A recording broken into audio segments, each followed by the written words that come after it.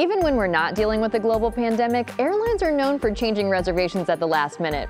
Legally speaking, we can't stop them from doing it. Airlines don't have to guarantee their schedules, but if your flight does change and it no longer works for you or gets canceled altogether, there are some tips you should know.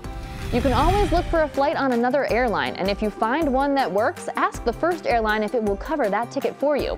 For same-day travel, most legacy airlines like Delta, United, and American have deals with each other to make that work. But budget airlines like Spirit and Frontier may not offer those kinds of deals. And remember, there's no law requiring them to do this.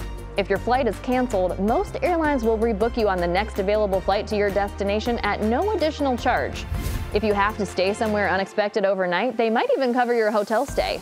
But again, if you find a better, sooner flight on another airline, you can ask the first airline to cover that for you instead.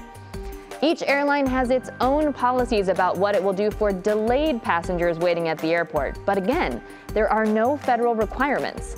If you are delayed, you can ask the airline staff for a meal voucher to grab a snack while you wait. But those budget airlines, especially the ones with the cheapest ticket prices, may not offer you anything if you get delayed. And most won't hand anything out if your delay is caused by bad weather or something else beyond the airline's control. Remember, contrary to popular belief for domestic flights, airlines are not legally required to give extra compensation to passengers whose flights are delayed or canceled. The only time compensation is required by law on trips within the U.S. is when you are involuntarily bumped from a flight that is oversold and that can't get you where you're going within an hour of when you were planning to arrive.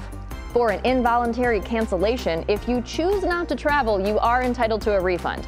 This is part of the Airline Passenger's Bill of Rights, which also deals with things like restricting airline fees and refunding baggage fees for lost or delayed luggage. Most airlines will do their best to get you where you need to go as close as possible to when you were planning to get there, even though they don't have to. So the moral of the story is this: be your own advocate and ask for what you want, because if you don't ask, the answer is already no. This is Stephanie Haney, Legally Speaking, for 3 News.